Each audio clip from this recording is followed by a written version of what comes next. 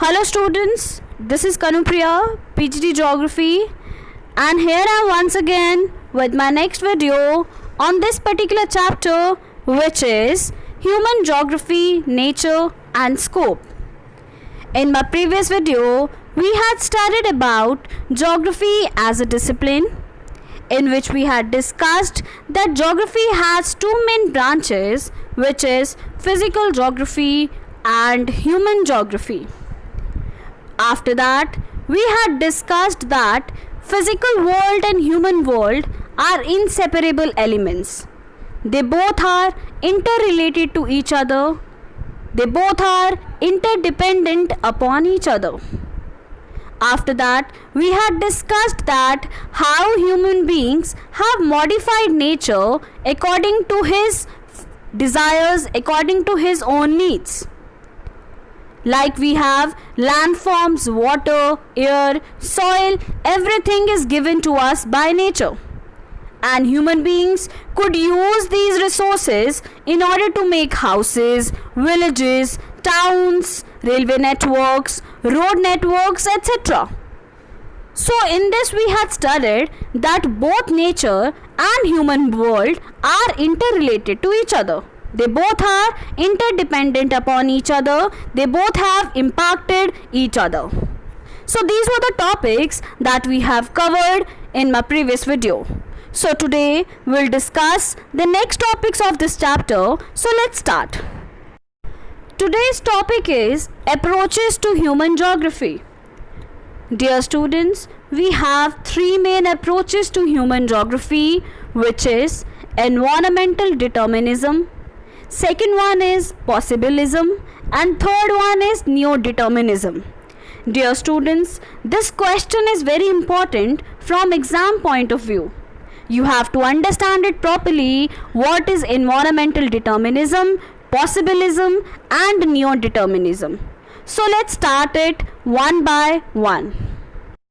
First one is environmental determinism. Environmental determinism is also called as naturalization of humans. It is a situation of necessity. In it, nature plays an active role and human beings play a passive role. Man has to adapt himself according to the natural conditions.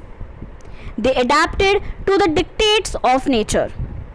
So basically it's a school of thought, or it's an approach to human geography in which nature is considered to be the prime force.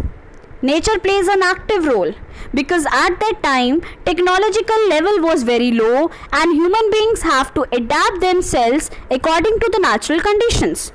So during that time nature played an active role and human beings played a passive role. Such a situation is called as environmental determinism, or it is a situation of necessity. That means human beings were dependent upon nature for satisfying their basic needs for their survival. They were adapted to the dictates of nature. They used to have fear, they used to worship nature, and they call the nature as their mother. As I have already told you, the level of technology was very low and the stage of human social development was also primitive. Due to low technological development, human beings used to listen to nature and was afraid of its fury and worshipped it. For example, Benda life in Abujmad area of central India. Basically, this is an area which is occupied by a tribe named as Benda. In this particular area, the technological level is very low, and because of that, the people living in this area, they have adapted themselves according to the natural conditions, as they cannot modify nature. So they have to adapt themselves according to the natural conditions present in that area. These people or these tribes, they used to listen to nature and they used to have afraid of its fury and they used to worship it. So this situation of necessity is called as environmental determinism, where nature plays an active role and human beings plays a passive role. Man has to adapt themselves according to the natural conditions. we have a question which is related to environmental determinism. It had come in the board exam, so we'll discuss it. Primitive societies used to live in complete harmony with nature. Justify the statement. Yes, it is true that primitive human societies used to live in complete harmony with its nature, as there is direct dependence of human beings on nature for the resources which sustain them. The physical environment for such societies becomes the mother nature. Dear students, I have already told you that primitive human societies do not have the technology. So they cannot modify, they cannot bring changes in the nature, so they have to adapt themselves according to the natural conditions. They have to live in complete harmony with the nature because they cannot modify nature. And at that time, human beings were totally dependent upon nature for the resources for their survival, which are required for fulfilling their needs, which are required to sustain them. For them, for such societies, the physical environment becomes the mother nature. Why this is called as mother? Why nature is called as mother? Because like a mother, it fulfills all the resources or all the needs, all the requirements of its human beings. So for those human beings, nature will be called as the mother nature. Second one is possibilism. Possibilism is called as humanization of nature. This is the totally opposite of environmental determinism. As we had studied in environmental determinism, that in environmental determinism, nature plays an active role and man plays a passive role.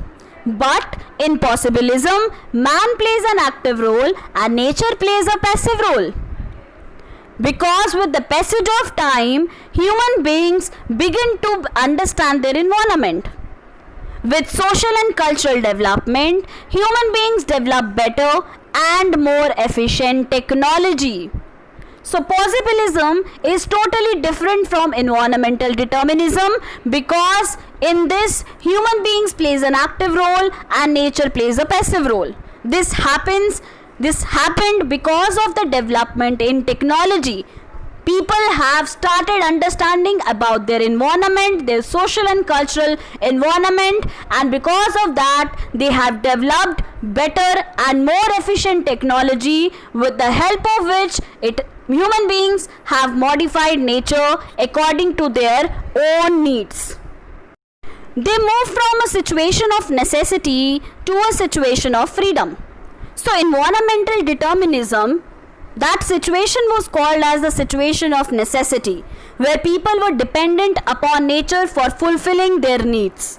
But in possibilism, they have moved from the situation of necessity to the situation of freedom, where people have the freedom to modify or to bring changes in the nature. They create possibilities with the resources obtained from the environment. Human resorts on highlands, huge urban sprawls, satellites in the space, ports on the coast, etc.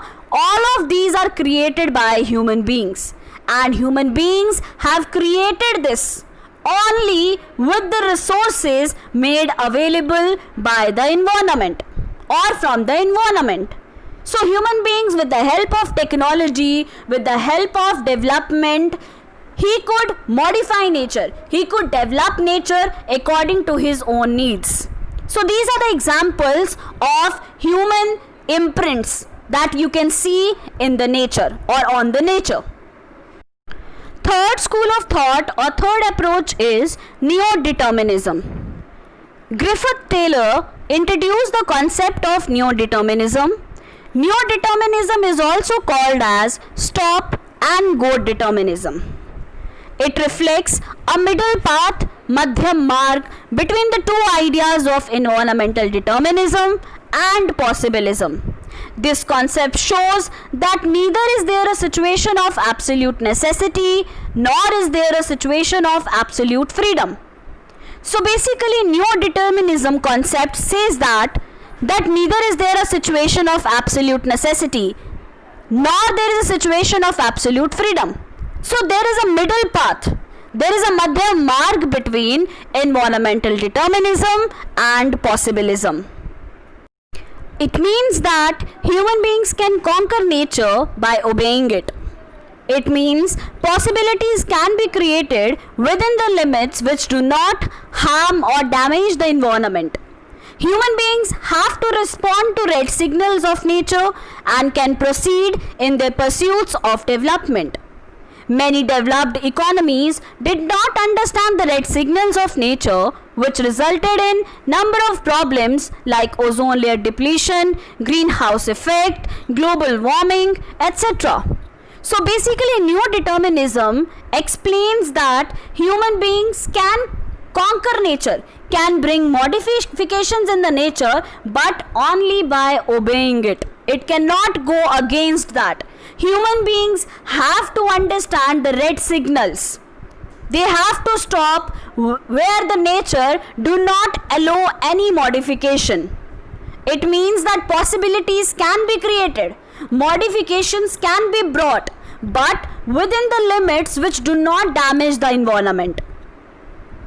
Many developed economies did not understand the red signals shown by nature, and because of which number of environmental problems have emerged, like ozone layer depletion, greenhouse effect, global warming, melting of polar ice caps, etc. So neo-determinism says that neither is there a situation of absolute freedom nor there is a situation of absolute necessity. So there should be a middle path. We have to bring modifications in the nature but without harming it. We can conquer nature but by obeying it. We have to understand where to stop and from where to go. We have to understand the red signals imposed by nature. So this is neo-determinism. Dear students, here are some questions related to the topics that we had covered today. Try to solve it, try to write down the answers of these questions. So these questions are, first one is, nature provides opportunities and human beings make use of these opportunities, and slowly nature gets humanized and starts bearing the imprints of human endeavor. Justify the statement by giving suitable examples. Question number 2 is, there is direct dependence of human beings on nature for resources which sustain them, and for them nature becomes the mother nature. Justify the statement. So these are the two questions based on the topics that we had covered. Try to solve it, try to write down the answers. So this is all for today. If you have any doubt, please come up with your doubts. Thank you so much.